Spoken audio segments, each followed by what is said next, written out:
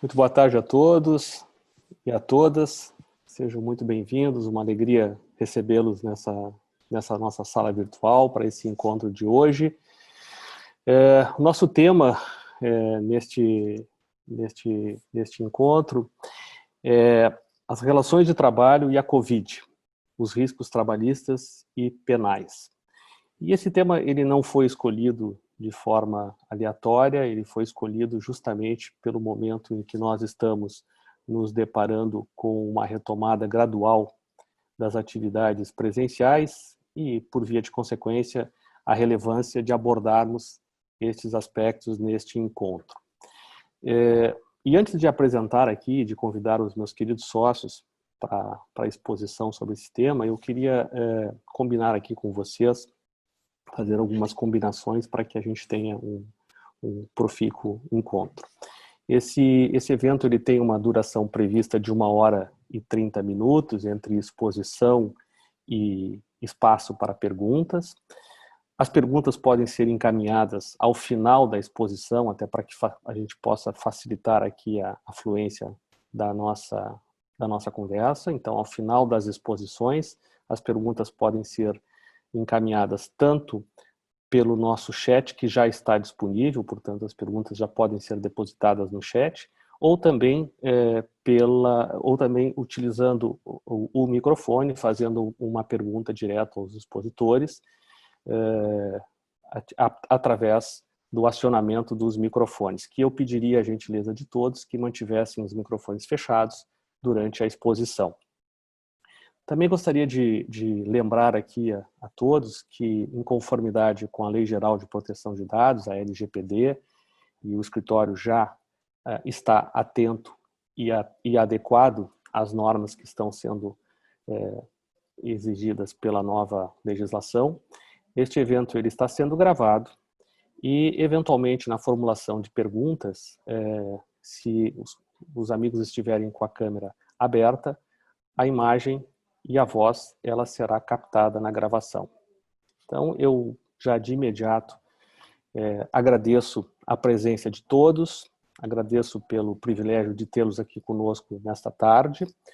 Queria, com muita alegria, com muito orgulho, apresentar e convidar os meus queridos sócios, Raimar Machado, Marcelo Bertolucci e o Guilherme Abrão, para que inicie a exposição sobre o tema objeto do nosso encontro de hoje. Essa exposição ela vai iniciar pela área trabalhista, então vai iniciar com o Dr. Raimar Machado. Na sequência, o Dr. Marcelo Bertolucci fará a sua exposição e, ao final, como fechamento, o Dr. Guilherme Abrão fará a sua exposição também. Concluídas as exposições, nós abriremos aqui para que todos possam formular as suas questões, formular as suas dúvidas, interagir, porque este é o propósito desse encontro, é que nós tenhamos interação, tenhamos troca. Então, um bom evento a todos nós e, de pronto, passo a palavra ao meu querido sócio e amigo Raimar Machado. Muito obrigado pela apresentação gentil, Dr. Cabanelos. Gostaria de cumprimentar a todos os nossos convidados que nos honram com as suas presenças e esperando que se consiga acrescentar informações úteis, tanto para os advogados quanto para os representantes de empresas que estão aqui nesta tarde. Eu colocaria de forma assim mais organizacional para a minha exposição que nós gostaríamos de tratar hoje dos riscos, mas não apenas dos riscos decorrentes da pandemia nas relações de trabalho, mas também de formas de minimização desses riscos, obviamente. Então, não só o problema, mas como também as possíveis soluções decorrentes de formas de enfrentamento dos riscos. E deixar claro também que em alguma dessas situações que serão aqui narradas, talvez nós não tenhamos respostas prontas, porque a nossa jurisprudência ela é muito móvel no que diz respeito a essa pandemia. Não só a jurisprudência, como a legislação também. Nós tivemos várias alterações legislativas vindas especialmente através de medidas provisórias, portarias, instruções normativas. Então, nós estamos num terreno um pouco pantanoso. Eu costumo dizer que, se nós formos escrever coisas relacionadas com a pandemia, esses escritos eles terão pouca duração, porque tudo aquilo que se diz hoje com base em normas vigentes, amanhã possivelmente possa ser coisa do passado. O passado hoje aparece assim muito rápido, né? Mas a grande verdade assim histórica deste momento é que a partir de março desse ano nós estamos sofrendo uma pandemia que é considerada no âmbito das relações cíveis e trabalhistas como uma hipótese de força maior, e dela decorre, então, uma série de perspectivas no âmbito das relações de trabalho, no âmbito das relações das empresas com clientes, no âmbito dos negócios, né, as relações das empresas com seus parceiros comerciais, e por isso estaremos obrigados a tratar assim dos efeitos dessa pandemia como fato, a visão que se tem dela também como algo capaz de acarretar a figura do fato do príncipe, que é a possibilidade de envio de responsabilidade do empregador para o Estado, a figura da responsabilidade objetiva dos empregadores, que dizem respeito à natureza das relações, da prestação de trabalho, a responsabilidade subjetiva, que diz respeito àqueles prejuízos causados ao trabalhador por culpa ou por dolo do empregador. Então, eu começaria dizendo o seguinte: qual é o momento em que nós estamos agora? Nós estamos, depois de um longo isolamento, lockdown, uma retração completa da vida pessoal de cada um e das atividades econômicas, nós estamos prestes a retornar a pleno vapor às atividades de trabalho, às atividades econômicas, inclusive presenciais. Se isso está ocorrendo na hora certa ou não, a história é que dirá. Mas nós temos aí duas forças, uma confluência muito grande de forças. Uma diz respeito à necessidade de preservação da saúde dos trabalhadores e de todos aqueles que se envolvem nas atividades econômicas, e outra a preservação da saúde econômica da empresa ou das empresas. Ambas coisas de igual importância, a saúde, evidentemente, maior importância, então ambas coisas importantes, eu diria, mas que têm soluções que para uma saúde é uma solução e para a atividade econômica vira um efeito colateral nefasto. No outro caso, aquilo que seria a solução para a atividade econômica pode ser uma solução para a atividade econômica, mas que para a saúde dos trabalhadores pode gerar um efeito nefasto. Então, eu diria que são duas soluções quase que incompatíveis entre si nesse momento histórico. E teremos que equacionar isso verificando quais são os riscos que surgem como efeito colateral do retorno das atividades econômicas e se eles são ou não contornáveis. Porque se forem, é importante que se saiba como, porque o risco que se deve correr é apenas aquele risco que não se pode evitar. Se nós temos como evitar o risco, não tem por que correr o risco. Então, é sobre esses riscos, sobre esse panorama, sobre essa dualidade de atividade econômica e saúde do trabalhador, que eu gostaria de falar nesta tarde. O tempo é suficiente para que eu dê as informações fundamentais para a compreensão dessa dinâmica, embora talvez ele comporte, ele necessite de uma abordagem que se estenda depois em outros momentos, mas eu vou tentar fazer um resumo. Nós temos no nosso ordenamento jurídico a figura da responsabilidade civil, que não é uma figura nova, já estava lá no nosso Código de 1916, e era uma figura relacionada com culpa ou dolo daquele que causava o prejuízo a outrem. Não se perquiria naquela época em relações de trabalho como conhecemos hoje, porque essas relações de trabalho com esse estatuto jurídico que temos hoje são relações que surgem em 43 com a CLT. Mas já naquele tempo o Código Civil previa essa figura da responsabilidade civil. a responsabilidade civil subjetiva, ou seja, algo que, bem investigado, apontaria para atos culposos ou dolosos de alguém que tem, então, a obrigação de indenizar. Nas relações de trabalho, assim como nas demais relações humanas, a figura da responsabilidade civil sem culpa, que é o que vige, pelo menos sob a ótica do TST, nas relações de trabalho, a responsabilidade civil sem culpa é uma responsabilidade que surge pela pura e simples natureza da atividade desempenhada pelo empregado. Por exemplo, um funcionário de um posto de gasolina que tenha uma intoxicação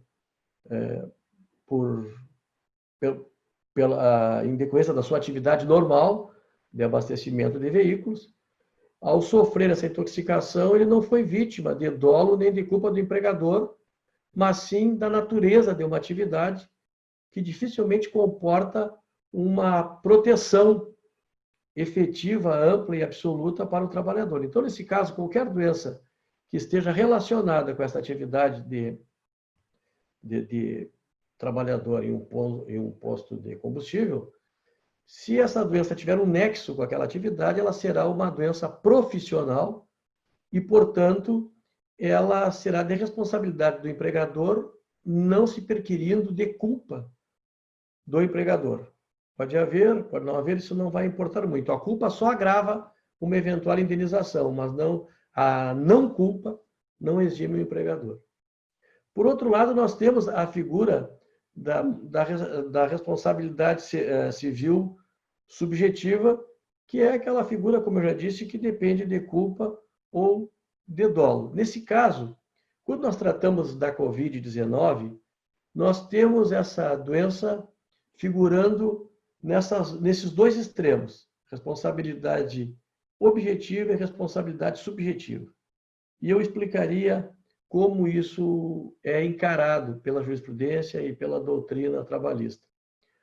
Se o trabalhador exerce uma atividade que lhe coloca em exposição permanente ao vírus, por exemplo, um médico intensivista que trabalhe num hospital que trate disso, um enfermeiro, porteiro do hospital, o fato da natureza desse trabalho implicar em contato permanente ou frequente com portadores do vírus, transforma o vírus numa decorrência, eu diria assim, lógica daquela atividade profissional.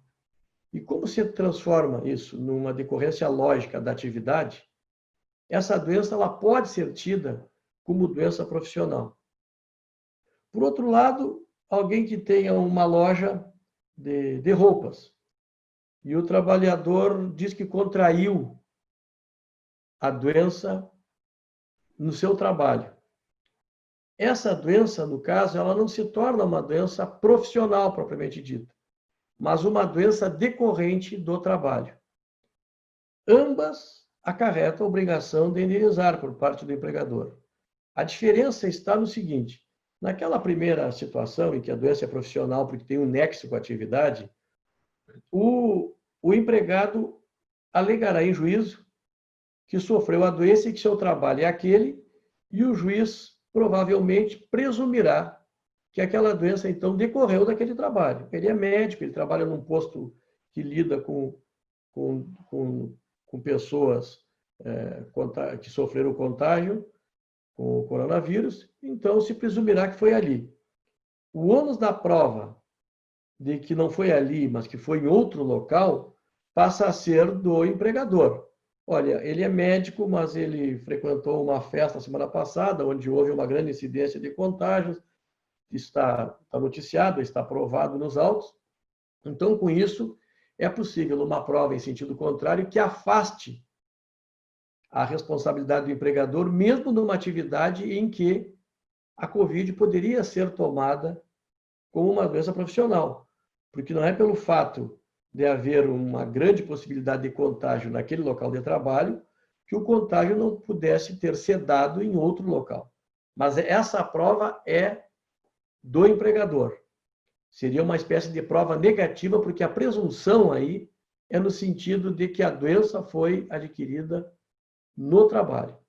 Também pode ser que o empregador não queira demonstrar simplesmente que foi adquirido em outro local, mas o empregador pode querer demonstrar que foi adquirido em razão do trabalho, mas por culpa do empregado, que não se protegeu com os equipamentos que, segundo ele, empregador, seriam suficientes para elidir ou para impedir o contágio. Olha, ele é médico, mas ele gostava de trabalhar sem máscara, ele não usava o álcool em gel, ele não costumava usar o avental, ou não fechava o avental de trabalho, não costumava lavar as mãos, ou sei lá o que for. Enfim, a não adoção de medidas de proteção pelo trabalhador, naquelas situações em que a doença tem um nexo com o trabalho, pode passar para o trabalhador a responsabilidade pelo contágio, ou pelo menos passar para o trabalhador como culpa concorrente. Então, a culpa do trabalhador concorre com com aquele nexo, que eu não vou chamar de culpa, né? Concorre com aquele outro nexo que diz respeito à natureza da atividade profissional. Olha, ele é médico, o empregador não tem culpa, deu todos os equipamentos, mas houve uma culpa do trabalhador concorrendo para a doença, porque ele não usava os equipamentos. Então, o trabalhador, no caso da responsabilidade pela Covid, quando a Covid figura como acidente de trabalho, ele pode fazer essas provas. A prova de que a doença não foi adquirida necessariamente no trabalho, ou a de que foi, mas foi por culpa do empregador que não tomou aquelas medidas que estariam sendo propiciadas pelo empregador para impedir ou tornar ou dificultar a incidência desse contágio. Vejam que, no caso da responsabilidade subjetiva, a prova, aquela responsabilidade, então, na atividade em que não há relação com o trabalho, não no caso do médico, mas naqueles casos do balconista de loja, da padaria, do entregador, né? A prova de que o contágio se deu em razão do trabalho é uma prova que pertence ao empregado. O empregado não pode dizer, olha, eu trabalho como entregador e peguei a Covid em razão desse trabalho de entrega, a não ser que ele entregue, que faça as suas entregas em ambientes altamente tomados pela doença. Mas se não for assim, se ele é entregador, se ele é balconista, se ele é motorista, desde que não seja de uma ambulância ligada também a essa atividade, ele terá que provar que, por alguma razão, sofreu o contágio naquele local. Por exemplo, um colega meu de trabalho, ele pode dizer em juízo, né? Um colega meu que sentava ao meu lado apresentou os sintomas da doença 10 dias atrás, 10 dias depois eu me tornei sintomático. Então, ele já está colocando uma prova forte no sentido de que o contágio pode ter se dado naquele local em razão daquele fato. Mas aí o ônus é do trabalhador. Então, as grandes diferenças entre a responsabilidade civil objetiva e a responsabilidade civil subjetiva, primeiro, que na objetiva ela decorre da própria atividade e cabe ao empregador provar que não foi ali que ele adquiriu a doença. Na subjetiva, não é uma doença que decorra necessariamente da atividade e cabe agora ao empregado, e não ao empregador, o ônus da prova. A prova, no caso, de que a doença foi adquirida no trabalho. É claro que eu estou tratando especificamente do caso das relações de trabalho, porque essa é a proposta do nosso encontro e é o meu métier. Eu não quero, assim, entrar em outras searas, mas só como notícia, para que não se pense que isso diz respeito exclusivamente às relações de emprego, evidentemente que um cliente da empresa que chegue em uma empresa que mantém trabalhando um portador do vírus, e isso fique comprovado, e esse cliente chega e sofre o contágio também, ele poderá alegar, mas já numa ação civil, que ele sofreu o contágio porque naquela empresa onde ele foi havia um portador do vírus e a empresa não tomou o cuidado de verificar se ele era portador ou contratou alguém que estava com aquele problema, né? Enfim, o fato de ter se escolhido um trabalhador com a doença para atender o público ou para colocar numa atividade presencial ao lado de outros trabalhadores é o típico caso de uma culpa que no direito nós chamaríamos de culpa em eligendo, né? Se escolheu a pessoa errada para figurar naquele local, naquela hora. E o fato do empregador não cuidar para ver se algum dos seus trabalhadores, seus empregados, é portador do vírus, no direito nós chamamos de culpa em vigilando. Então, são duas formas, na verdade, de culpa, que são culpas relacionadas com a escolha do trabalhador, portador da doença, ou com a culpa relacionada com a vigilância necessária que o empregador tem que ter para que um trabalhador portador do vírus não exponha os seus clientes e os colegas de trabalho desse trabalhador, não é? ao contágio.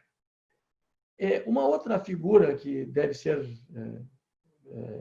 mencionada, ou um outro elemento, é que essas duas formas de culpa decorrente do contágio pela Covid, tanto de responsabilidade, perdão, tanto a objetiva quanto a subjetiva, elas também indicam diferentes níveis de comprometimento do empregador com relação à doença ou ao contágio do empregado.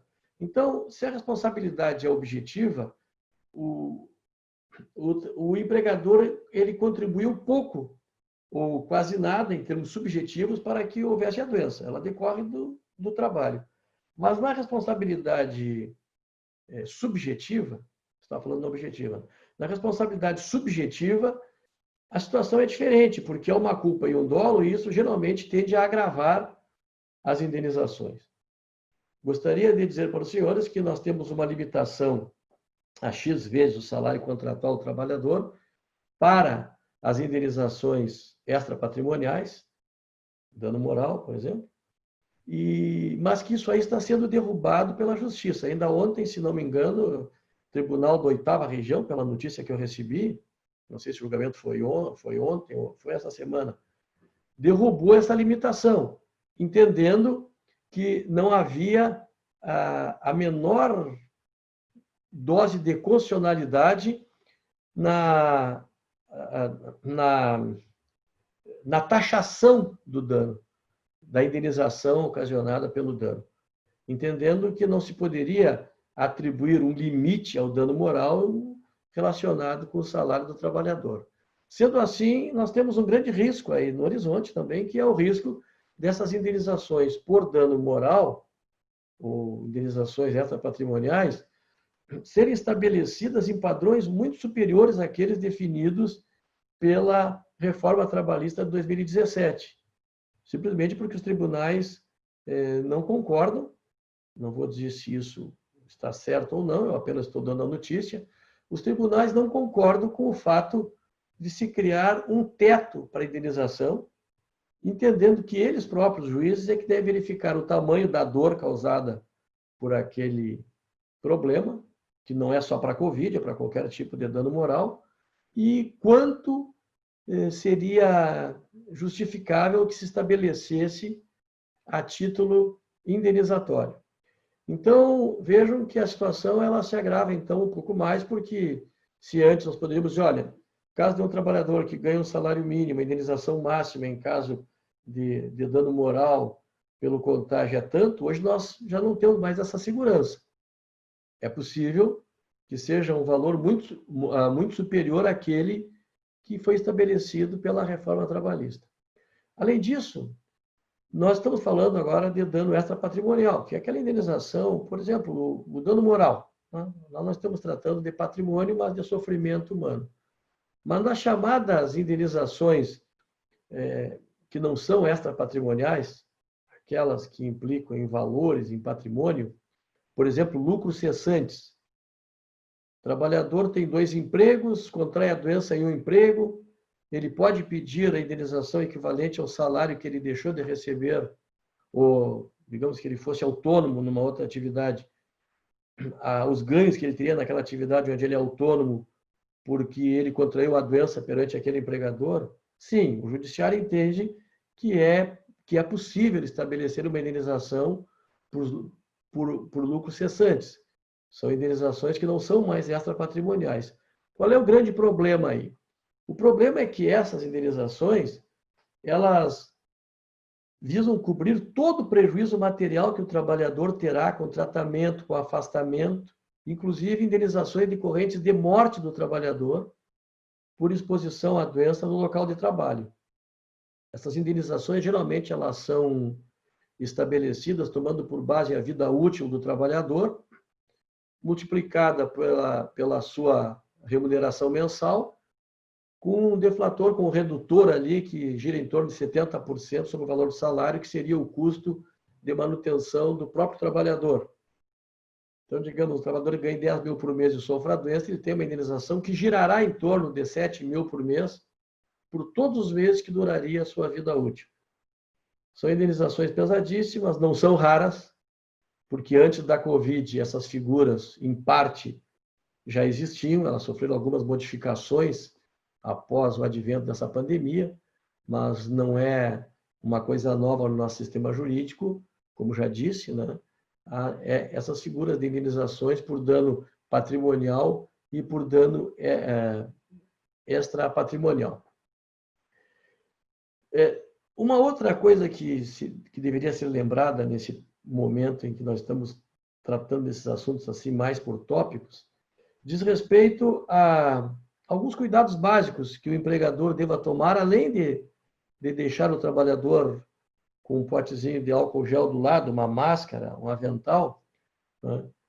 É muito importante a figura do isolamento do trabalhador, mesmo do trabalho presencial, que voltará agora, ele não pode trabalhar muito próximo de outros trabalhadores, de modo que se possa conter um surto epidêmico, né? Vou chamar essa pandemia, quando ela é localizada, ela gera surtos epidêmicos, porque nós estamos tratando de disseminação localizada do vírus em local de trabalho, numa fábrica, numa loja, numa sala de aula, né? Mas tudo dentro do todo dessa pandemia. Então, esse surto dentro de um escritório, de uma loja, de uma fábrica, pode ser evitado ou pode ser reduzido se deixar o trabalhador com o necessário afastamento nesses locais.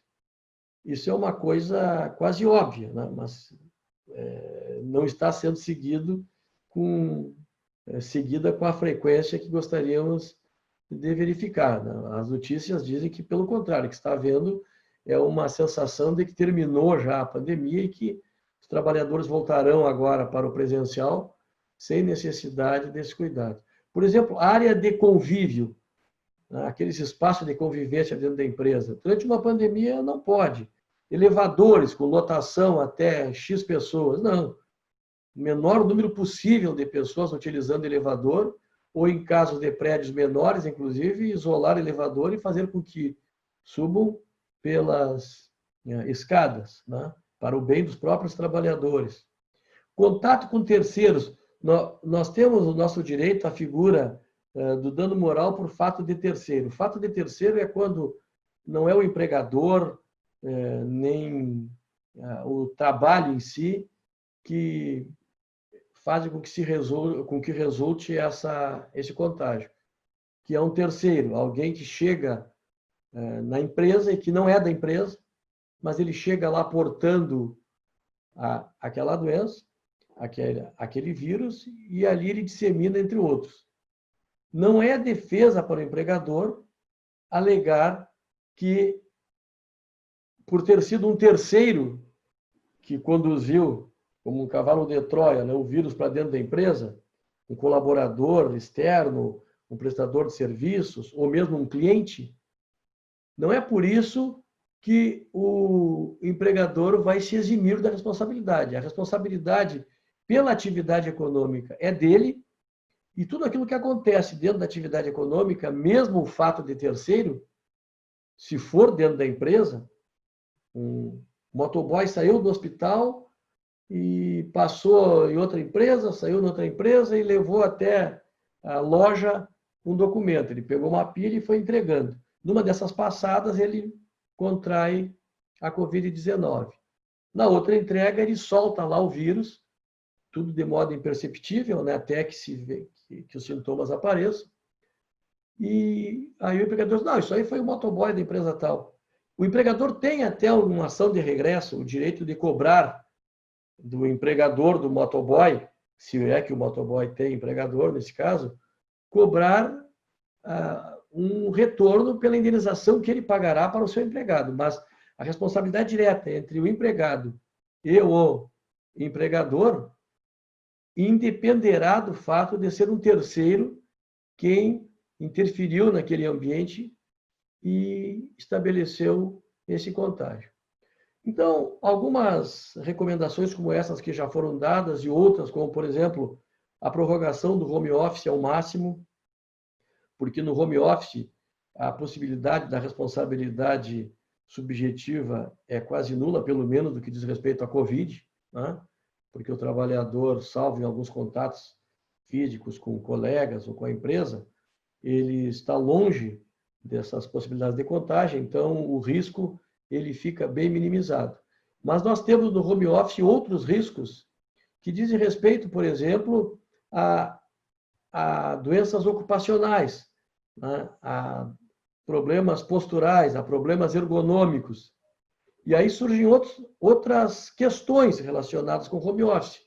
Né? O trabalhador ele não está sob vigilância do empregador e às vezes não está nem naquelas cadeiras e mesas cuidadosamente escolhidas pelo empregador para trabalhar presencialmente. Ele está na sua casa, na sua cadeira, na sua mesa. O risco de problemas ergonômicos aí é grande. E aí se sugere que o empregador fiscalize o equipamento que está sendo usado e auxilie o trabalhador, ou por empréstimo ou aquisição, a ter um equipamento compatível com aquela atividade que está sendo desenvolvida. Porque senão o empregador se livra de um problema e cai em outro. Nós sabemos que atividades ergonômicas no home office elas são bem mais prováveis pelo fato do trabalhador estar trabalhando num ambiente que normalmente não teria sido elaborado para a atividade de trabalho, e sim para atividades da vida privada.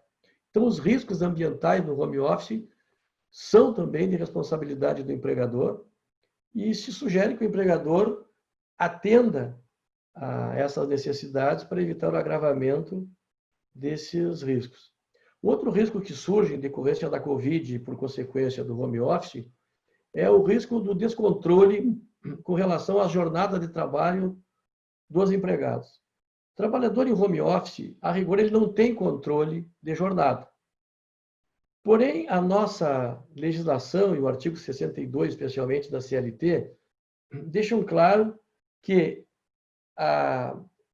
mesmo trabalhando de forma remota ou em serviço externo, o trabalhador terá direito a horas extraordinárias se houver indícios de que o empregador tem a possibilidade de controle da sua jornada. Veja que essa legislação, que é de 43, como eu já disse, não diz que o trabalhador terá direito a horas extras se o empregador controlar a sua jornada. É muito pior. O trabalhador terá direito a horas extras se o julgador entender que havia uma possibilidade de controle. Então, o trabalhador em home office, a rigor, ele não tem direito a uma jornada alocada em determinado momento do dia, mas ele continua tendo direito a uma carga horária contratual a partir da qual ele teria direito a horas extras. Então, tem que se cuidar para que o trabalhador não haja num sistema aberto em que ele possa entrar no sistema da empresa, né, a qualquer hora do dia ou da noite, dizendo que trabalhava lá 24 horas por dia ou ficava à disposição. Tem que ser fechado o sistema, que ele possa entrar nos seus horários de trabalho. Se houver necessidade de prorrogação de jornada, deve-se adotar aquela figura do controle de jornada por exceção, no qual o trabalhador informará a exceção, o excesso, que será uma exceção, então, à jornada, porque a jornada, digamos, é 8 horas. Haverá uma exceção se ele trabalhar mais 1 hora, né? Então, ele terá a obrigação de informar, ele deve ser advertido de que é dele a obrigação de informar e de ficar com o recibo daquela informação, para que se demonstre que todo o excesso que ele, trabalhador, constatou foi notificado para a empresa, para que ela pudesse, então, remunerá-lo. E não há incompatibilidade entre a remuneração do excedente por exceção e o teletrabalho ou home office. Em alguns casos, o empregador, em seguida eu vou passar a palavra para meus queridos Guilherme Abraão e Marcelo Bertolucci, né, não vou ultrapassar o horário que me foi dado, mas eu gostaria de dizer o seguinte, no caso do home office, é possível também que o empregador resolva controlar o horário. Mas esse controle, então, tem que ser absoluto. Não pode ser um controle mais ou menos que o empregado possa dizer, olha, eu tinha controle de jornada, mas o meu empregador não enxergava os excessos. Então, se for um controle, então deverá ser rigoroso. Começou tal hora, saiu tal hora, gozou do intervalo, obrigatoriamente. E aí mais um ponto para a responsabilização do empregado, pegar do empregado um compromisso escrito de gozar do intervalo mínimo que tiver sido concedido contratualmente pelo empregador, que sugerimos que seja de 1 hora nesses casos. Ele fruirá do intervalo e se comprometerá perante o empregador a fruir. Porque senão ele pode dizer, olha, eu trabalhava das 8 às 18 e não tinha intervalo.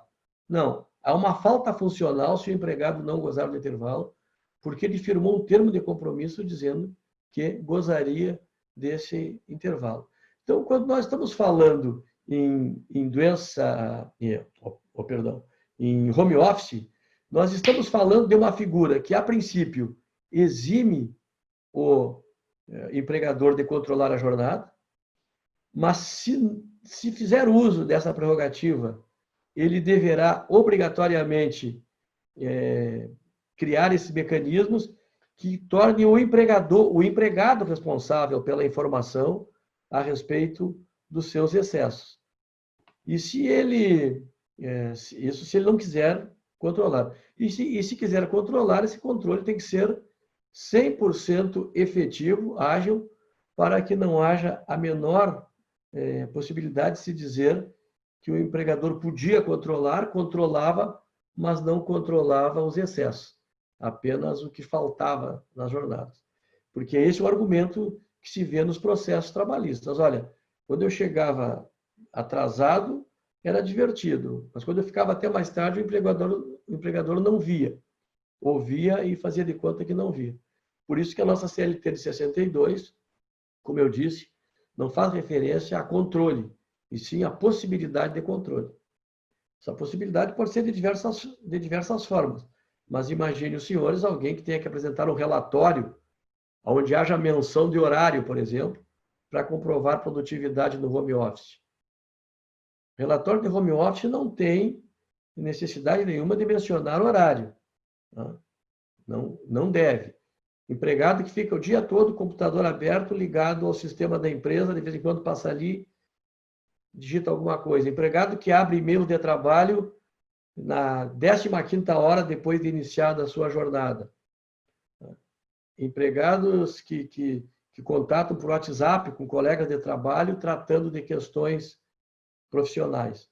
É claro que o empregado tem que ser alertado de que essas coisas só podem ser feitas durante um tempo de jornada e que, se obrigatoriamente tiverem que fazer depois disso, deverão informar ao empregador para que o empregador pague as horas extraordinárias. O controle de produtividade é um controle que deve ser feito pelo empregador. Ele controla se o trabalho está sendo feito pelo que o empregado produz no home office. Durante a Covid, isso aí se tornou bem claro.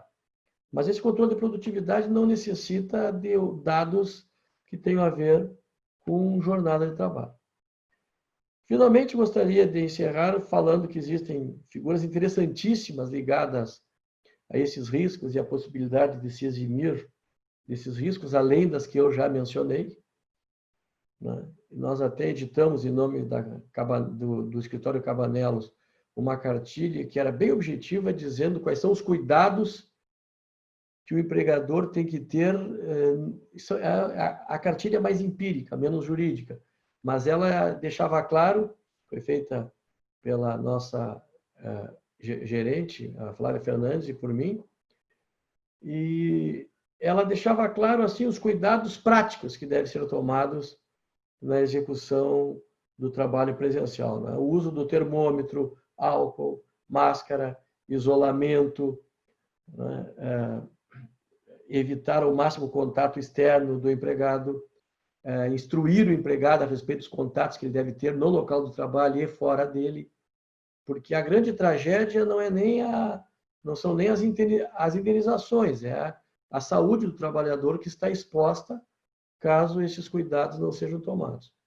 Numa outra oportunidade, se nos for dada a alegria de falar com você novamente, eu gostaria de abordar algumas questões bem relevantes, como, por exemplo, a figura do fato do príncipe, né? Tem algumas empresas que atualmente estão tentando se eximir da responsabilidade civil decorrente das rescisões, por exemplo, de rescisões em massa, porque essas rescisões decorrem dessa força maior que é a pandemia. Então, nós gostaríamos de examinar se, de fato, a pandemia ela tem a possibilidade de gerar a invocação do fato do príncipe, que nas relações cíveis é uma figura que permite que se passe para o poder público o ônus do empresário inadimplente, porque teria sido por culpa de políticas públicas que o empresário não pôde atender às suas responsabilidades. E no caso das relações de trabalho, permite, inclusive, um compartilhamento de responsabilidades entre empregador e poder público, e, em alguns casos, até o repasse exclusivo dessas responsabilidades, em caso de essa outra parte que eu digo, repasse exclusivo de responsabilidade, é discutível na doutrina, mas eu entendo que existe essa possibilidade em caso de falência, por exemplo, do empregador por políticas públicas que impliquem em lockdown, em fechamento da empresa. Existem várias teorias sobre isso, algumas dizem que o lockdown é uma política administrativa não obrigatória, é uma política governamental não obrigatória, tanto é que ela é adotada em alguns lugares, não é adotada em outros, e, portanto, acarretaria a figura do fato do príncipe, porque seria uma determinação governamental que poderia ser substituída por outras fórmulas mais brandas que não implicasse no travamento da atividade econômica. Se algum dos senhores tiver alguma questão que envolva essa matéria, embora ela não tenha sido suficientemente abordada aqui pela premência do tempo, nós estamos à disposição.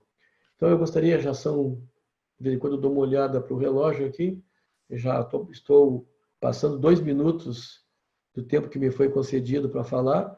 Quero agradecer imensamente a presença de todos, me desculpar se não pudemos abordar outros pontos que podem ser entendidos como igualmente relevantes, dizer da minha felicidade de estar aqui, do orgulho de ser responsável pela área trabalhista do escritório Cabanels, e dizer que agora deixo os senhores em excelentes mãos, com o doutor Guilherme Abraão e o doutor Marcelo Bertolucci, figuras conhecidas no mundo jurídico, meus sócios, dos quais eu tenho também o maior orgulho. Então, passo a palavra para vocês. Muito obrigado a todos. Muito boa tarde a todos. Quero dizer que é uma honra muito grande contar com a presença das senhoras e dos senhores. Eu peço licença para cumprimentar a todos na presença e na pessoa do nosso sócio fundador, Dr. Luiz Henrique Cabanello Chu, e desde já cumprimento o meu estimado sócio, Dr. Raimar Machado, e agradeço também pela renovada oportunidade de ouvi-lo sobre um tema tão importante. Quero saudar igualmente meu sócio Guilherme Abrão e, rapidamente, fazendo uma breve retrospecção à história com relação aos riscos penais desta temática, lembro a Constituição Federal de 88, que recriou alguns novos bens jurídicos, ou seja, o Brasil, em 1988, ingressa numa ordem internacional e a Constituição, então, estabelece diretrizes para o legislador ordinário no que concerne aos chamados bens jurídicos imateriais, ou seja, meio ambiente, ordem tributária, ordem sanitária, saúde pública, consumidor, sistema financeiro, portanto, bem ao contrário daquela lógica do nosso Código Penal de 1940, que tratava dos chamados bens jurídicos singulares, vida, integridade corporal, liberdade sexual, etc. Este ingresso do Brasil, a partir de 1988, ele é bastante compreensível na história, porque somos um país subscritor dos principais tratados de direito internacional dos últimos 50 anos. O Brasil, não por acaso, ingressa em uma ordem internacional, muitos tratados envolvendo prevenção e repressão delitiva, e sabemos todos que a economia é, em verdade, a grande locomotiva, não é? Que também produz ligações com o direito penal. Portanto, o Brasil está incluído em uma ordem internacional muito pelos objetivos assumidos e pelas obrigações firmadas perante a comunidade internacional.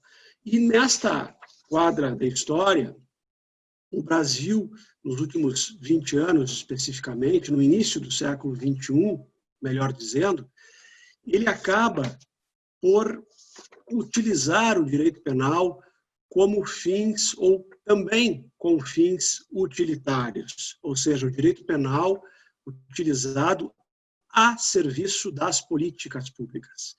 Certamente todos os empreendedores, com muita facilidade, independentemente de serem versados ou não em direito, sabem ou lembram ou recordam das ameaças penais com relação aos impostos.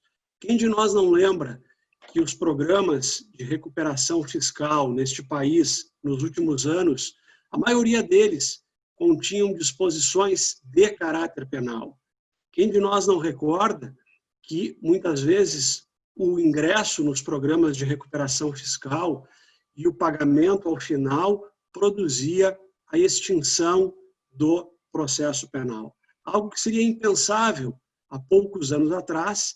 Nós passamos não só de cogitar, mas de conviver.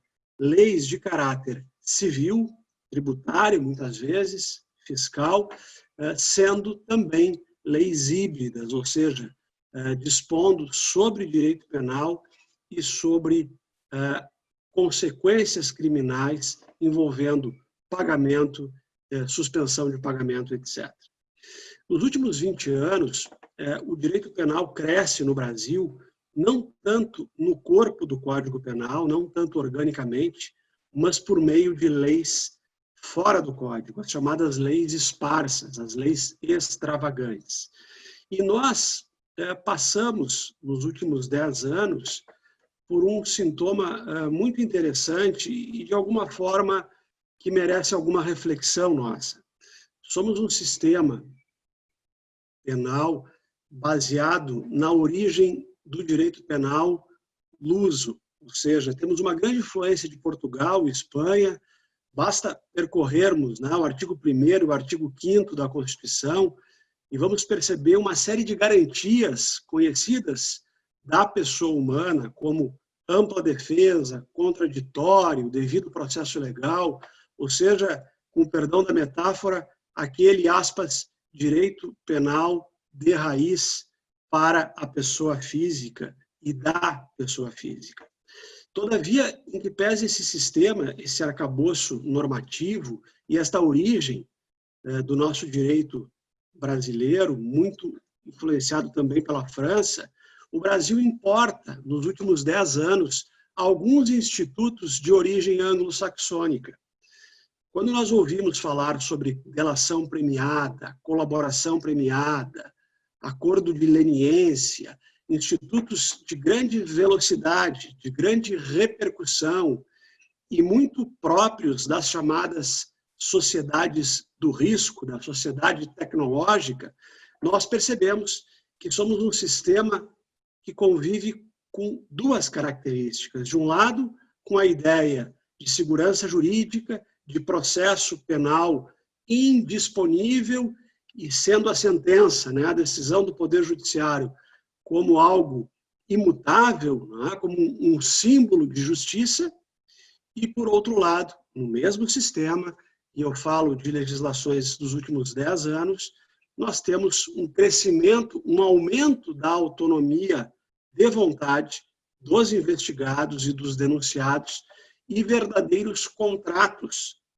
perfectibilizados, verdadeiros acordos de conveniência firmados entre o empreendedor, entre o cidadão e o poder que exerce a persecução penal, leia-se aí Ministério Público, polícias e também Poder Judiciário. Se nós fôssemos pensar há poucos anos que uma sentença penal transitada em julgado, produzida após um longo processo penal, pudesse ser verdadeiramente relativizada por força de um acordo homologado também pelo Poder Judiciário, talvez nós tivéssemos dúvidas ou duvidássemos desta possibilidade. O fato é que, nesta dualidade de sistema, de um lado, o sistema tradicional e de outro, um sistema com uma influência grande dos Estados Unidos e de Canadá também, o fato é que o valor do nosso tempo, o valor que está no núcleo das principais leis recentes em matéria de direito penal é o valor integridade. Ou seja, estamos vivendo mais do que nunca a chamada cultura da conformidade. Fazer o certo, fazer um correto, ingressa como um valor a ser perquirido, e não só perquirido no plano teórico, mas concretizado no seio das organizações, sejam elas públicas, privadas, sejam elas ligadas ao terceiro setor, pouco importando a extensão e a complexidade das mesmas. Poderíamos falar, sim, dos programas de compliance, mas muito além dos programas de compliance, existem outros importantes mecanismos para que o valor integridade, fazer o certo, seja concretizado. Quando nós falamos, prezados amigos e amigas que nos dão a honra da presença, quando nós falamos em responsabilidade penal, devemos sempre registrar que, no Brasil, via de regra, ela é de caráter pessoal, portanto, sendo aqui propositalmente redundante, ela é personalíssima e intransferível. Portanto, com a exceção de um pequeno núcleo, de uma ilha, que são os chamados crimes ambientais, nos quais a lei brasileira e a Constituição permitem que a pessoa jurídica seja denunciada criminalmente, via de regra, tirando esta pequena exceção, somente pessoas físicas podem responder criminalmente, desde que pratiquem na vida cotidiana ações ou omissões penalmente relevantes. Se por um lado nós temos esta regra um tanto quanto garantidora e tranquilizadora, por outro lado, o mesmo direito penal, através do artigo 29 do Código Penal, nos traz uma regra ampliativa de responsabilidade penal que merece a nossa reflexão. Diz o artigo 29 do Código Penal, que é um artigo estrutural da nossa lei desde 1940, que responde criminalmente todo aquele que, em maior ou menor extensão, contribui para a prática da conduta. Portanto, temos uma regra ampliativa e uma regra que faz com que todos nós, que de forma direta ou indireta nos debruçamos sobre esse tema, percebemos que não mais apenas os estatutos, não mais o contrato social ou a definição documental da posição hierárquica, seja do diretor, seja do sócio, seja do gerente, mas na linha ampliativa do artigo 29 do Código Penal, todo aquele que, de alguma forma, contribuir para a cadeia causal do fato, todo aquele poderá, em tese, responder criminalmente. É bem verdade que o controlador, que o sócio-administrador, que os gerentes, que aquelas pessoas que ocupam lugar e trazem consigo o bônus, mas, sobretudo, o ônus da decisão, elas estarão mais expostas, não há dúvida. Mas, não raras vezes, a experiência recente no Brasil dos últimos 10 anos, nós percebemos uma forte tendência jurisprudencial para ampliar a responsabilidade a terceiros. Refiro-me a colaboradores, inclusive com vínculo de seletistas, refiro-me a parceiros comerciais que mantêm relações de diversas naturezas com o empreendedor. Portanto, somos sim um sistema calcado na responsabilidade da pessoa física, mas o direito penal, através do olhar dos órgãos de persecução, ele lança os seus tentáculos, as suas movimentações para a investigação e para o processo àquele que na vida cotidiana, de alguma forma, contribuiu para a prática supostamente delitiva, ainda que esta contribuição seja uma contribuição de menor importância. Não raras vezes nós percebemos o vértice da pirâmide da corporação acusada, muitas vezes criminalmente, e aquelas pessoas que não têm poder de gestão, mas que talvez tenham realizado omissão qualificada, ou seja, tenham deixado de impedir o trânsito de alguma situação supostamente delituosa, não raras vezes elas são também integradas nos polos passivos das denúncias. Portanto, estamos convivendo com um alargamento do direito penal.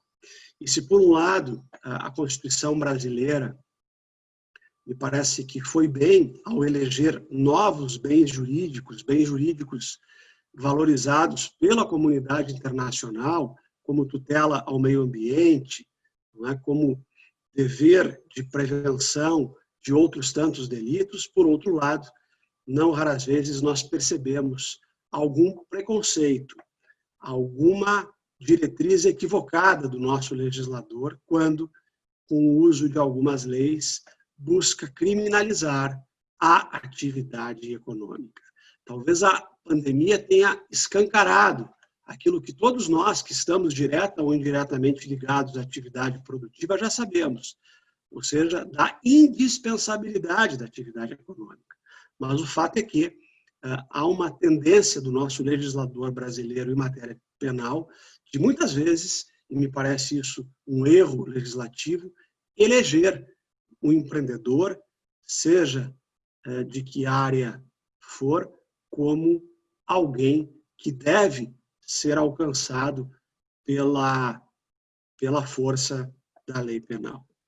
No que concerne à questão pandêmica, com relação ao período atual, o período de pandemia, e o pós-pandemia, que esperamos seja breve, nos parece que, mais do que nunca, é necessário um olhar multidisciplinar, que é o que estamos aqui fazendo, portanto, eu agradeço pela oportunidade, que todos nós tenhamos a consciência de que o direito penal ele é criado por lei federal, portanto, as normativas estaduais e municipais recentes, elas não são criadoras de direito penal. Nós estamos aqui convivendo, no campo da pandemia, com tipos penais que já existiam. Todavia, esta avalanche de normativas, tanto produzidas pelos estados quanto pelos municípios, elas acabam fomentando, aguçando o olhar do Ministério Público e das polícias e, portanto, elas potencializam os riscos em matéria penal. Portanto, como eu dizia há pouco, olhar multidisciplinar, mais do que isto, planejamento constantes, atividade consultiva por meio de profissionais com várias expertises, são, na nossa avaliação, os caminhos, no presente momento, não para a eliminação dos riscos. Nós seríamos aqui ousados se falássemos em eliminação de riscos, mas sim de redução dos riscos penais. O direito penal, ele tende a ser utilizado no momento pós-pandemia, mais uma vez, como uma medida utilitária, como um atalho, muitas vezes compreendido pelo Poder Executivo e, às vezes, o que é arriscado, chancelado por alguns órgãos de persecução penal para fazer valer ou o desejo arrecadatório ou uma política pública sanitária ou de saúde que muitas vezes o Poder Executivo não consegue implementar por diversas razões. Eu agradeço a atenção. Desde já ficamos à disposição e uma brevíssima passagem que foi transcrita no nosso manual intitulado Recomendações Jurídicas para uma Retomada Positiva, do escritório Cabanelos, uma brevíssima transcrição do filósofo francês Edgar Morin, datada de abril deste ano, sobre a pandemia. Aspas. Todas as futurologias do século XX que previam o futuro com base nas correntes que atravessavam o presente fracassaram. Contudo, continuamos a prever 2025 e 2050, mesmo que sejamos incapazes de compreender 2020. A experiência das irrupções do inesperado da história não penetrou nas consciências. A chegada do imprevisível era previsível, mas não sua natureza. Daí minha máxima permanente. Espere pelo inesperado. E eu finalizo com uma transcrição do nosso sócio fundador, Dr. Luiz Henrique Cabanello Chu, a quem homenageio, que disse: a crise decorrente da pandemia do novo coronavírus colapsou todos os espaços de convivência. É uma crise mundial, sanitária, econômica, existencial e civilizacional. Seus reflexos abalaram e abalam os setores públicos e privados, pulverizando convicções, planejamento e tendências. A transparência e a aderência aos procedimentos de conformidade, valores caros a uma sociedade responsável e justa, mais do que nunca, no cenário pós-pandemia, serão fundamentais para a perenidade das empresas e organizações. E, ainda utilizando, pedindo a devida licença ao nosso sócio fundador, é com essa humanidade e humildade que vamos construir coletivamente as soluções transformadoras. Muito obrigado a todos. Estaremos permanentemente à disposição. Desde já eu passo a palavra ao meu estimado sócio e colega de área, doutor Guilherme Abrão.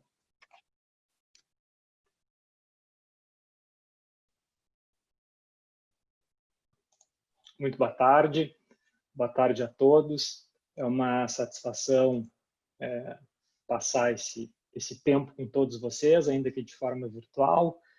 Eu saúdo meu colega sócio, Dr. Raimar, Dr. Marcelo Bertolucci, Dr. Luiz Henrique, todos os colegas do escritório, todos os nossos convidados. É uma satisfação muito grande tratar desses temas que nos instigam de certa forma e que também nos trazem desafios. Desafios cada vez maiores que nós temos para enfrentar, porque muitos são desconhecidos, especialmente quando nós tratamos disso na área jurídica, e que nós buscamos uma segurança jurídica que, na verdade, muitas vezes se torna uma ilusão, né? Porque não há. Eu vou me permitir compartilhar um material breve com todos vocês que nós construímos coletivamente para mostrar o emaranhado jurídico que nós estamos, de certa forma, vivenciando, e isso traz, evidentemente, reflexos na área do direito penal e do processo penal. Nós tivemos um marco, digamos, em termos de legislação, em termos normativo, em virtude da pandemia, já em fevereiro deste ano, de 2020, quando, então, sobreveio a portaria número 188 do governo federal, que acabou decretando emergência em saúde pública de interesse nacional. A partir desta portaria, nós logo mais tivemos, em 6 de fevereiro, a edição, então, de uma lei federal, a lei número 13979 de 2020. Deixa eu corrigir aqui. Vamos botar a tela inteira, fica mais fácil. Que trouxe, então, medidas para enfrentamento desta emergência. Enfim, depois nós tivemos, e aqui a questão ela é interessante, porque traz o direito penal, na linha do que o colega Marcelo Bertolucci estava colocando, o artigo 3º da portaria em conjunto do Ministério da Saúde com o Ministério da Justiça e da Segurança Pública, datada de 17 de março de 2020, já colocava que o descumprimento das medidas previstas no artigo 3º da Lei 13979 de 2020, que é a lei, então, que nós temos até hoje em vigência e que traz medidas para o enfrentamento dessa situação de emergência que persiste, embora nós tenhamos começado um processo de retomada das atividades empresariais, principalmente, o descumprimento dessas medidas acarretará a responsabilização civil, administrativa e penal dos agentes infratores. Então, na linha do que o colega Marcelo Bertolucci estava colocando, aqui se percebe a utilização do direito penal pelo Poder Executivo como um instrumento de controle social, como um instrumento de coação para dar efetividade ao cumprimento, né, para dar eficácia às regras sanitárias editadas pelo governo federal, e logo mais a gente vai ver que isso acaba refletindo em alguns tipos penais que já existiam e existem há muito tempo no nosso ordenamento jurídico, mas que agora, com essa questão da pandemia, passam a ser uma realidade. Posteriormente, nós tivemos ainda portarias importantes, como a 1565 de 2020, de 18 de março, que trouxe orientações gerais para a retomada das atividades, a portaria em conjunto do Ministério da Saúde e do Ministério da Economia, juntamente com a Secretaria Especial da Previdência e Trabalho, de 18 de junho de 2020, que traz as medidas a serem observadas visando a prevenção, controle e mitigação dos riscos de transmissão da Covid-19 no ambiente de trabalho, e ainda que nós tenhamos tido a revogação em maio desse ano da portaria interministerial número 05, o direito penal continua ainda sendo utilizado como esse instrumento para dar efetividade, para dar eficácia às medidas sanitárias estabelecidas tanto pelo governo federal quanto pelos governos estaduais e pelos municípios. Então é nesse emaranhado jurídico que nós estamos lidando, muitas vezes até conflitantes. Ainda trago a todos aqui no âmbito federal, aliás, bem interessante a temática, porque é disponibilizado um site do Planalto que traz todas as legislações, e aí nós vamos desde emenda constitucional, leis, medidas provisórias, resoluções, portarias, instruções normativas, decretos, enfim, todo ato normativo referente às questões envolvendo o Covid são reportadas pelo governo federal em um site, e ali a gente pode verificar que já passam de mais de 500 atos normativos tratando do assunto, muitos, claro, específicos de determinados nichos e de determinadas atividades, mas que acabam nos mostrando o uso cada vez mais frequente desses instrumentos normativos para se ditar regras sanitárias que deverão ser cumpridas, que deverão ser observadas, e isso vai acabar gerando reflexos na área do direito penal. Nós temos ainda, além de todo esse complexo emaranhado jurídico, as resoluções das agências reguladoras, e aí principalmente as questões trazidas pela Anvisa, Agência Nacional de Vigilância Sanitária, e para contribuir, nós temos mais ainda os decretos editados pelos governos estaduais e pelos governos municipais. Claro que dentro de todo esse panorama, como bem colocado pelo Dr. Marcelo, nós não temos aqui a criação específica de tipos penais envolvendo a pandemia, envolvendo as questões do Covid-19. Mas nós, a partir disso, já temos projetos de lei encaminhados e em tramitação que buscam o aumento de determinadas penas para determinados crimes, tendo em vista a questão vivenciada da pandemia. Então, isso já é um primeiro reflexo evidente que nós temos. E, claro, também que esses decretos dos governos estaduais e dos municipais, por questão de competência, não criminalizam condutas que poderiam ser analisadas sob a ótica do direito penal, porque aqui nós precisamos de uma lei federal.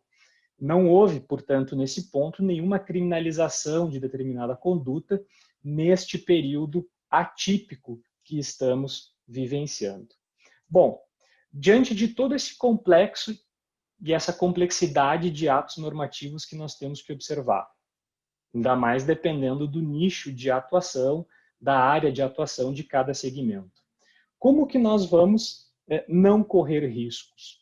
Né? Como bem disse o Dr. Marcelo, não há como não se correr riscos, há como minimizá-los. E nós minimizamos riscos cada vez mais participando e tratando disso de uma forma multidisciplinar. Por isso a importância das relações de direito de trabalho, que muitas vezes poderão ter reflexos na área do direito penal, como bem foi já colocado em duas perguntas que nós tivemos no bate-papo, do Joberson e da Andréia, que provavelmente eu já entre em algumas questões, e depois a gente fica à disposição para mais esclarecimentos. Então, é necessário, diante desse aumento da atividade de persecução criminal, a partir da pandemia e do que nós estamos vivenciando, uma análise transdisciplinar, uma análise dos riscos e das consequências de determinadas condutas adotadas por todos, né? Se determinadas violações às regras sanitárias ou, enfim, ao cumprimento de determinadas regras sanitárias, mesmo cumprindo determinadas regras sanitárias, nós estaremos imunes à eventual responsabilidade penal ou não. E nós verificamos hoje na prática um aumento do Estado policial, principalmente pela questão da polícia judiciária, polícia civil, polícia federal, Ministério Público estadual ou federal. Há inegavelmente um aumento da atividade de persecução criminal, porque justamente o direito penal passa a ser utilizado como esse instrumento na busca pelo Poder Executivo do cumprimento e do respeito a essas regras sanitárias.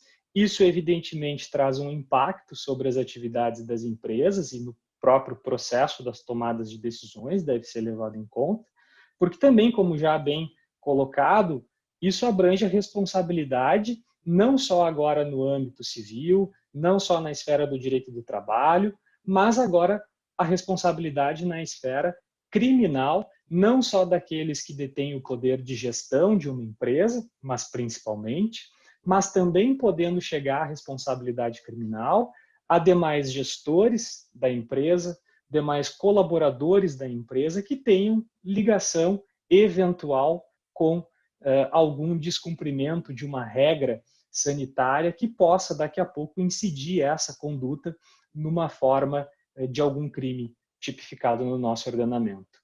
E aqui também nós verificamos que há cada vez mais, pelo direito penal, uma utilização dos chamados crimes omissivos. Então, passa-se a cada vez mais se criminalizar condutas pelo deixar de, pelo não adotar providências, pelo não fazer.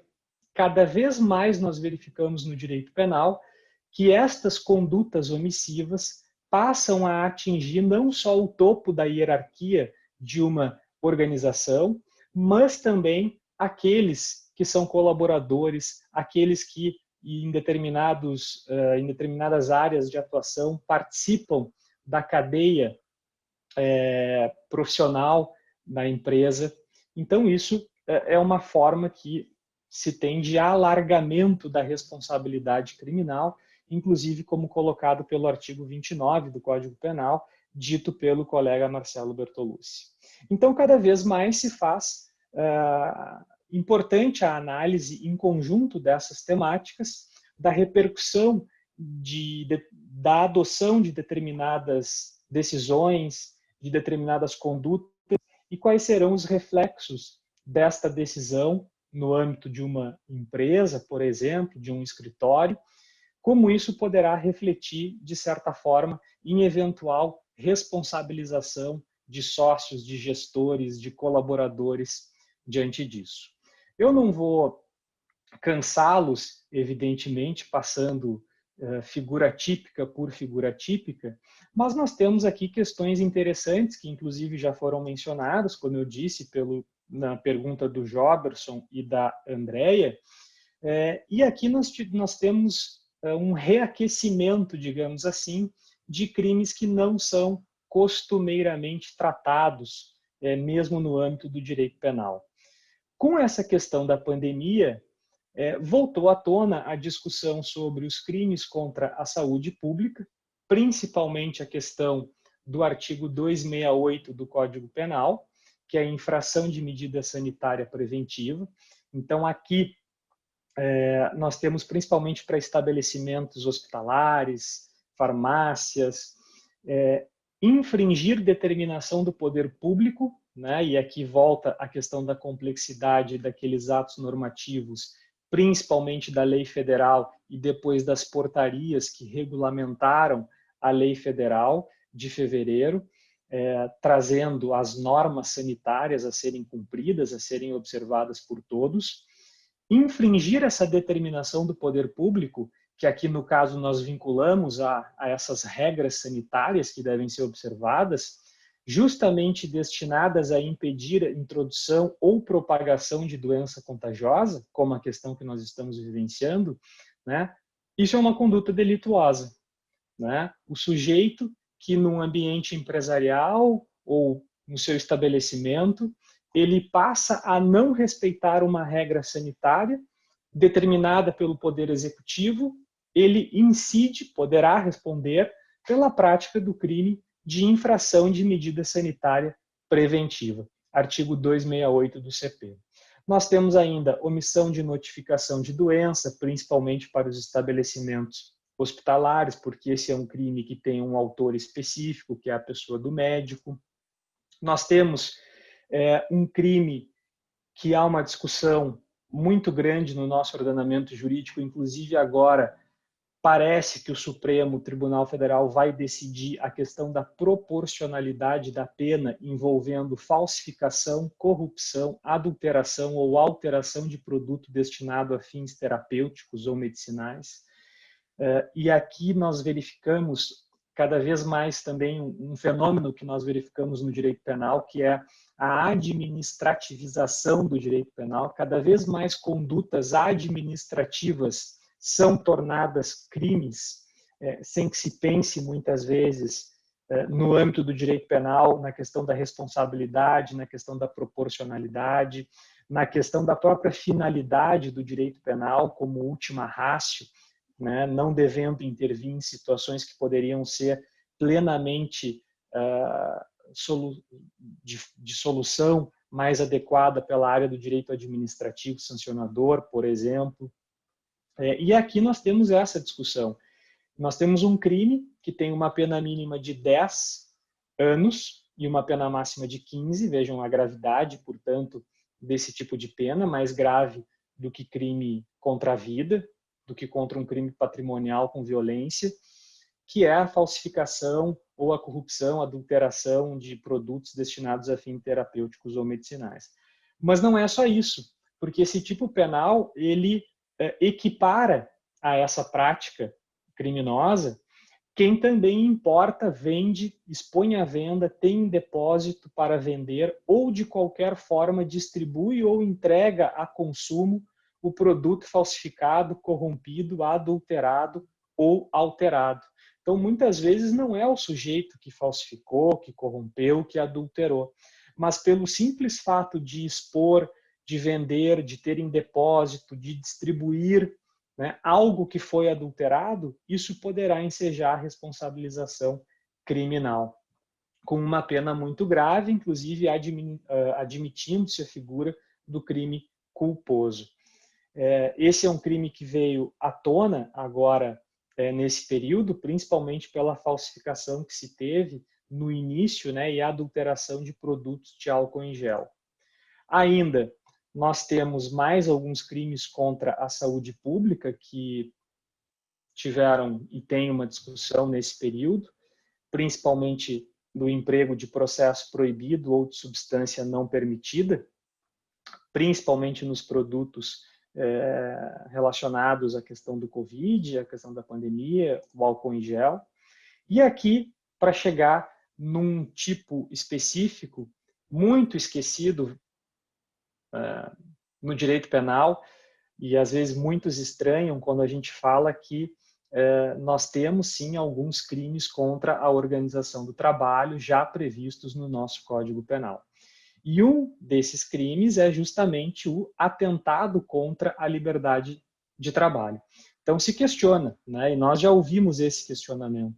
Se eu posso exigir que o meu funcionário trabalhe nesse período, se o Estado pode me obrigar a fechar o meu estabelecimento comercial, como nós temos visto nesses decretos estaduais e municipais de fechamento do comércio e das atividades empresariais, e se tem pelo nosso ordenamento que constranger alguém mediante violência ou grave ameaça a exercer ou não exercer, né, a sua arte, ofício, profissão, ou a trabalhar ou não trabalhar durante certo período ou em determinados dias, isso é um fato típico previsto no nosso ordenamento. Assim como constranger alguém, mediante violência ou grave ameaça, a abrir ou fechar o seu estabelecimento de trabalho ou a participar de paralisação de atividade econômica também constitui um crime previsto nesse artigo 197 do Código Penal. A questão aqui, já para, de certa forma, responder a um questionamento que surgiu no chat, se tem entendido, pelo menos pelos escritos que nós temos visto até então, dessa questão, e por alguma jurisprudência incipiente, nesse caso, que alertar um funcionário de que ele poderá ser demitido caso não trabalhe, e foi uma das perguntas que veio no chat. Esta ameaça, entre aspas, de demissão, de rescisão do contrato de trabalho, ela não constitui uma ameaça como o legislador aqui, em termos penais, quis dizer. Eventuais irregularidades, claro, nessa rescisão, nessa demissão, vão ser inevitavelmente tratadas no âmbito da Justiça do Trabalho. Mas, para fins penais, isso não configuraria uma grave ameaça a justificar a prática do crime do artigo 197. E é evidente, no que tange a segunda parte desse tipo penal, sobre o fechamento de estabelecimentos, é que o Estado, né, se entende de forma pacífica, diante de uma situação de pandemia, tem legitimidade para determinar o fechamento desses estabelecimentos, sem que isso configure, evidentemente, a prática de crime. Ainda nós temos os crimes contra a periclitação da vida e da saúde. Então, nós temos, em especial, o artigo 132, que é o crime de perigo para a vida ou saúde de outrem, né? Expor a vida ou a saúde de outrem a perigo direto e iminente. E isso aqui vale para alguns casos que nós já experimentamos, né, e percebemos pelas notícias, de que aquele sujeito que possui Covid e vai a determinado lugar, participa de determinada aglomeração, ele sim expõe a vida e a saúde de outras pessoas e ele pode ser responsabilizado criminalmente. O crime do artigo 131, ele exige a finalidade específica de que a pessoa queira, né, é sabedora que tem, por exemplo, o vírus e que deseja transmitir a outra pessoa, tá? Mas o simples fato de que mesmo que ela não saiba, mas ela expõe a vida de outras pessoas, ela poderá ser responsabilizada pelo crime do artigo 132. O crime do artigo 135A, ele é específico para as questões envolvendo o hospital, então é um tema bem específico que o nosso código prevê, e depois nós temos outras figuras típicas previstas não só no Código Penal, mas como, por exemplo, no Código de Defesa do Consumidor, a questão da propaganda enganosa em determinados produtos que possam auxiliar no tratamento do Covid, ou eliminar o vírus, como já se viu, desde produtos de limpeza a outros produtos, enfim. Os crimes contra a administração em geral, que é a questão da desobediência, desobedecer à ordem legal de funcionário público, né? O sujeito que desobedece a uma ordem de fechamento de um estabelecimento, ele poderá responder por desobediência. Nós temos ainda o aumento abusivo de preços, que isso é previsto na Lei dos Crimes contra a Economia Popular. Nós temos a questão dos crimes contra a ordem tributária, contra as relações de consumo, contra a ordem econômica, que são previstos na Lei 8.137, e que agora, com essa situação de pandemia, acabam, de certa forma, também atraindo certa repercussão. E aí, nós trouxemos aqui algumas manchetes que representam bem, né, como o direito penal na pandemia vem sendo tratado, ou como o direito penal, nesse período que nós estamos vivendo, vem enfrentando determinadas questões. Então, nós tivemos casos desde igrejas que prometem imunizar fiéis, e isso foi aqui em Porto Alegre, isso gerou uma investigação, a prisão de determinadas pessoas por venda de remédios que prometiam cura, inúmeros fechamentos de bares, restaurantes ou até mesmo em locais particulares, em casas, em clubes, de festas nesse período da pandemia e nesse período em que as regras sanitárias justamente proibiam esse tipo de aglomeração. Nós tivemos aqui um caso de um tenista brasileiro que fizeram uma brincadeira sobre o coronavírus e a partir disso foi instaurada uma investigação também para se apurar a eventual prática de crime. Aqui também casos de empresários ou de pessoas que viajaram, né, para participar de eventos, de festas, e que a partir daí propagaram o vírus. O Ministério Público, no caso aqui, a Folha de São Paulo divulga denúncias, né, investiga denúncias de exposição ao vírus no trabalho. O jornal O Globo falando sobre o aumento abusivo no preço de álcool e máscaras.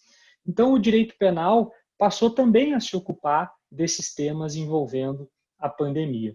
Fechamento de fábricas clandestinas de álcool em gel, dono de farmácia preso por adulteração.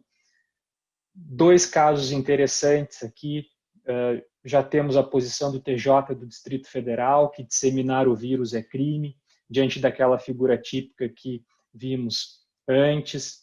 Tivemos um caso da área jurídica na Bahia, em que uma advogada foi à audiência com máscara e disse estar com coronavírus. O Ministério Público da Bahia, a partir daí, instaurou uma investigação.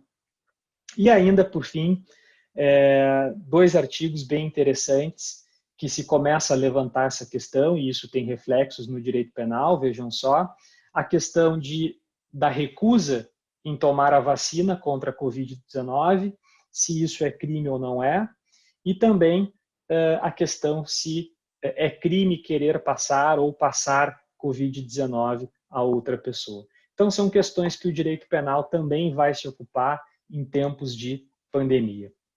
Diante disso, também ligado ao que foi falado antes, a advocacia penal passa a ter uma atuação não mais, de certa forma, ligada ao contencioso, ao inquérito policial já instaurado ou a um processo já em tramitação. A advocacia penal agora passa a ter um importante papel na prevenção e na redução de riscos, dependendo das atividades empresariais. E o papel do advogado criminal, muitas vezes, e agora cada vez mais pela importação, digamos assim, de determinados institutos, passa a ser de solucionar o problema de uma forma antecipada ao processo, de uma forma antecipada, muitas vezes até ao inquérito policial. Nós não, evidente que não vamos nos ater a esses pontos, mas muitos dos crimes que nós mostramos aqui, ainda que rapidamente, eles são, na verdade, o que nós chamamos de infrações de menor potencial ofensivo. E essas infrações de menor potencial ofensivo, elas vão ser solucionadas, processadas e julgadas no âmbito dos juizados especiais criminais. E isso faz com que nós tenhamos soluções prévias a eventual processo criminal propriamente dito. Por isso que nós trabalhamos muitas vezes com transação penal, com suspensão condicional do processo. Quando nós lidamos com processos administrativos sancionadores, nós muitas vezes nos utilizamos de termos de ajustamento de conduta. Cada vez mais nós passamos agora a trabalhar com uma justiça penal consensual, e isso é uma justiça penal negociada. Por isso que nós falamos em colaboração premiada, falamos em acordo de não persecução criminal, falamos nos acordos de leniência que cada vez mais se tornam, de certa forma, o dia a dia do direito penal. Então, aqui nós temos alguns pontos em que o direito penal ele se relaciona com outras temáticas do direito. E isso faz, na linha do que vem sendo falado, a importância de um olhar multidisciplinar na mitigação desses riscos que nós estamos sujeitos no dia a dia, no processo de tomada de decisões, no ambiente empresarial ou em qualquer outro, e que cada vez mais vão ser comuns daqui para frente, penso eu, diante desse cenário de incerteza, ainda que no nosso país nós já estejamos retomando as atividades. Então, da minha parte, seriam essas as observações para tentar contribuir com a brilhante fala do Dr. Remar, do Dr. Marcelo Bertolucci, e imagino eu já ter, de certa forma, ingressado nas respostas de pelo menos dois convidados, do Joberson e da Andréia, e imagino que todos ficamos à disposição para complementar. Muito obrigado.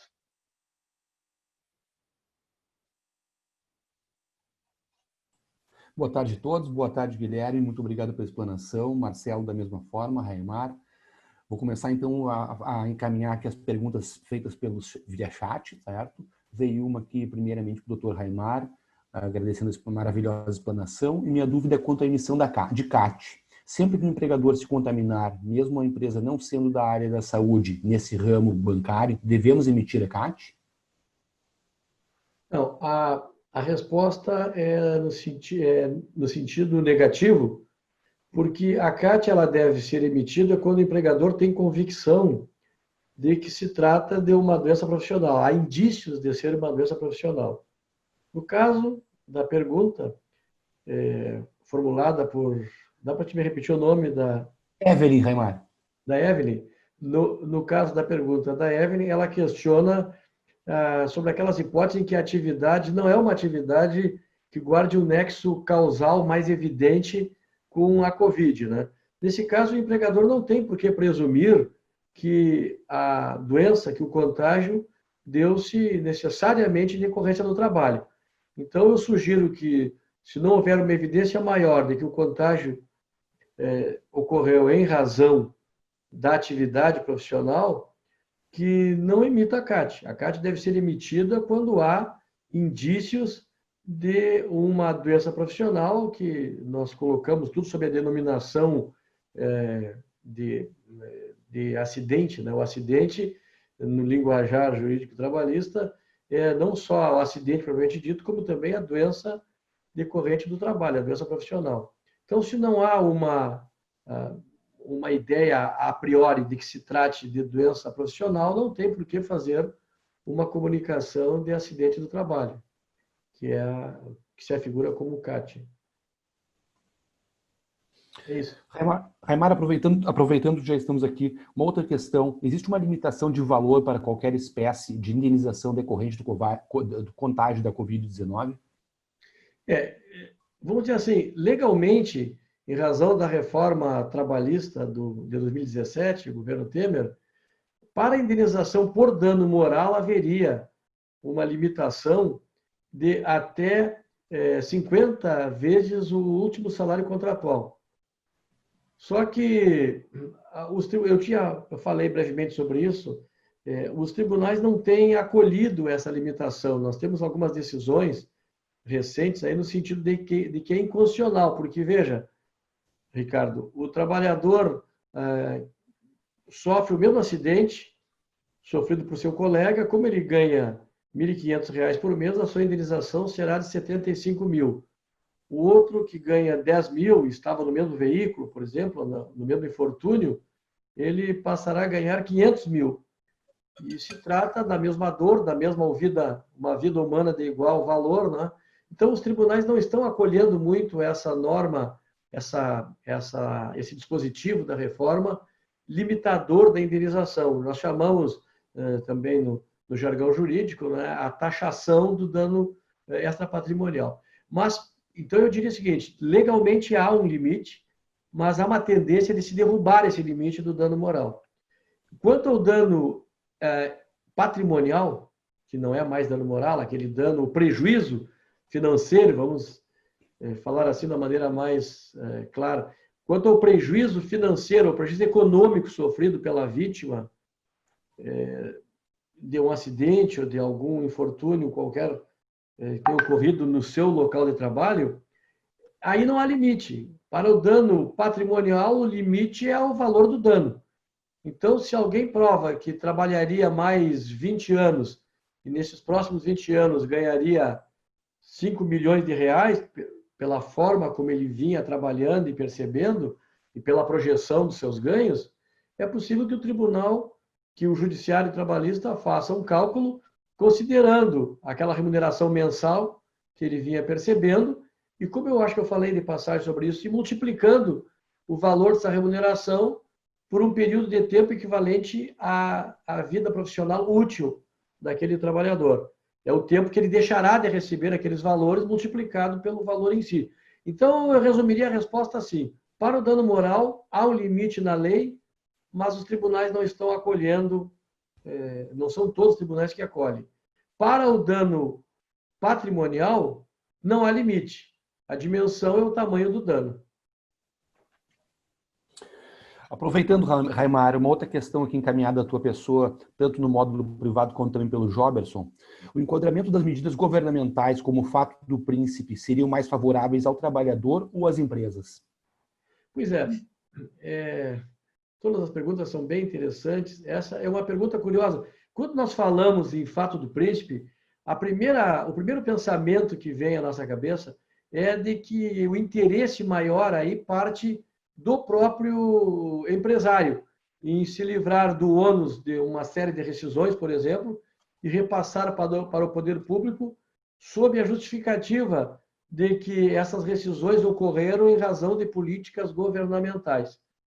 Só que, às vezes, interessa ao próprio trabalhador, até esses dias, não me lembro, há pouco tempo atrás, um grande amigo meu estava falando sobre isso e se discorreu sobre um tema assemelhado. Uma coisa que a gente não percebe, né? O Dr. Jorge Bolsinhas estava alertando aí a alguns colegas sobre isso. Às vezes o trabalhador quer que se imponha o fato do príncipe, porque ele, entendendo que a empresa não tem condição de pagar porque faliu, por exemplo, ele terá esse interesse de ver essa dívida redirecionada para o Estado que não faliu, que é solvente. Então, nem sempre é interesse exclusivo do empregador. Nós vemos casos aí de maus empregadores. Não vou pagar nada, procura o governo, né? Às vezes até podendo pagar, mas dizendo, olha, a minha dificuldade econômica surge em decorrência da política governamental, lockdown e tal. Isso acontece. Às vezes é um bom empregador que não pode pagar mesmo. E diz, olha, procura, né? Aqui é fato do príncipe, quem tem que pagar é o governo porque eu fechei as portas em razão da política governamental. Mas muitas vezes também o empregado tem esse interesse, né? Porque o empregado, verificando a falência do seu empregador, ele quer que alguém pague. E esse alguém que está previsto em lei para pagar nessas situações em que a empresa fecha ou vai à falência em razão de políticas governamentais é o Estado, invocando-se a teoria do fato do príncipe. Muito obrigado, Raimar. Outra questão aqui encaminhada também diretamente aqui no módulo privado, essa é para Marcelo ou Guilherme. Existe responsabilidade penal da pessoa jurídica nos crimes eventualmente ligados à responsabilização pela pandemia? Não. A responsabilidade penal da pessoa jurídica hoje no nosso ordenamento ela é restrita exclusivamente aos casos de crimes ambientais. Portanto, a pessoa jurídica não é responsabilizada criminalmente, salvo em casos de crimes ambientais. Acredito que você já tenha falado sobre isso na tua explanação, Guilherme, mas reforçando, existe risco de prisão de diretores de empresas em razão de questões ligadas à Covid? O risco... Na verdade, nós temos, para essa temática, via de regra, penas pequenas ou de média intensidade. No Brasil, todas as penas previstas em até 4 anos, como bem disse o Dr. Guilherme, elas são, muitas delas, negociáveis, ficam dentro de um que se chama de direito penal do consenso, mas as penas que eventualmente não possam ser negociadas, sobretudo aquelas penas entre 2 a 4 anos, e algumas delas podem ser negociadas neste patamar e outras não, aquelas que não podem ser objeto de negociação, de acordo penal, muitas delas nos tipos ligados a esta temática, poderão ser substituídas por penas de prestação de serviços à comunidade, dentre outras. Todavia, que pese essa dificuldade, essa limitação da lei penal para prever penas aplicadas de prisão para empresários, empreendedores, todos aqueles que estão na cadeia produtiva, não raras vezes nós assistimos operações das polícias e Ministério Público realizando prisões de caráter preventivo, prisões temporárias, ou seja, me refiro não à prisão como resultado de uma sentença, mas uma prisão para a investigação. Estamos assistindo diversas vezes, e isso acontece não só com agentes públicos, né, que é o que o cenário atual tem nos mostrado, mas também com alguns particulares que podem manter relações com o poder público ou que podem manter relações com um outro particular. Não é a regra, mas muitas vezes o sistema penal ele opera seletivamente, pontualmente e verticalmente, com possibilidade sim, de prisões, embora a estatística maior mostre que estes casos são tratados sem prisões. Uma outra pergunta aqui, sem direcionamento, mas a Sandra pergunta se, mediante uma orientação de isolamento social, o funcionário pode ser advertido ou até mesmo demitido por justa causa se ele não cumprir o isolamento fora do ambiente de trabalho, como o empregador deve agir?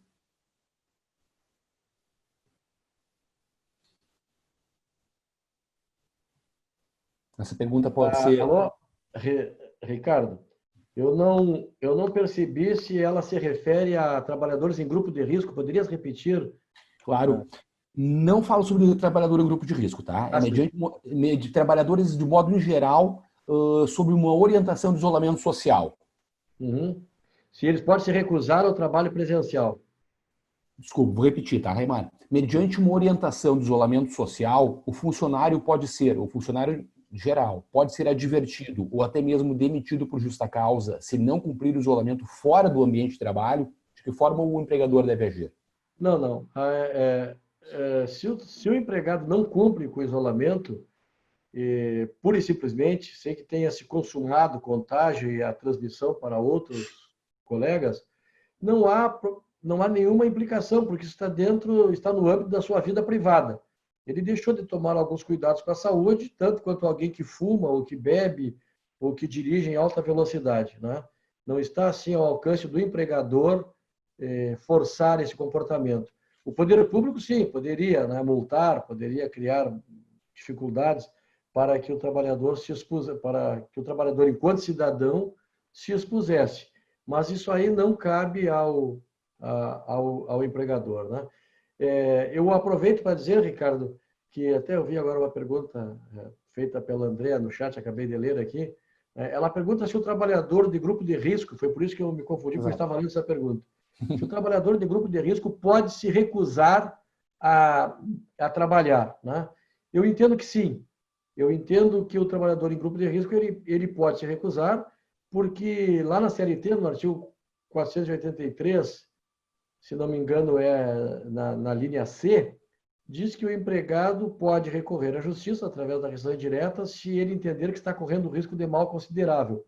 Então, o trabalhador que está vulnerável, ele pode se recusar a trabalhar sob a alegação de que ele pode vir a óbito, inclusive, se trabalhar nessas condições, né, de pandemia. Agora, só para encerrar, tem uma questão bem curiosa. Esse dia eu estava falando com o meu querido sócio e amigo Luiz Felipe Cabanello sobre isso, e ele é um curioso assim na área trabalhista, né? E a especialidade dele é outra. Então, ele entende de várias áreas, mas na trabalhista ele tem uma curiosidade muito grande, então nós conversamos muito sobre isso. E ele me disse o seguinte: olha, mas se eu disser que quem tem que trabalhar é apenas o que não está em grupo de risco, né? Eu não estou, de certa forma, fazendo uma escolha de Sofia ali, condenando o trabalhador que não está em grupo de risco a se expor. Eu achei muito curioso isso, porque, de fato, essa interpretação é possível, né? Por que o empregador, entre o A e o B, manda o A e não manda o B? Só que, como nós estamos tratando de trabalhadores em grupo de risco, evidentemente, o empregador deve considerar um mal menor, né? O risco menor. E a lei, ela contempla essa possibilidade quando ela restringe certas atividades para gestantes, por exemplo, né? Para pessoas portadoras de deficiência. Tem coisas que elas não podem fazer e os outros podem. E aí não implica necessariamente numa discriminação. Então, eu acho assim, trabalhador em grupo de risco, de preferência que não seja designado para trabalho presencial.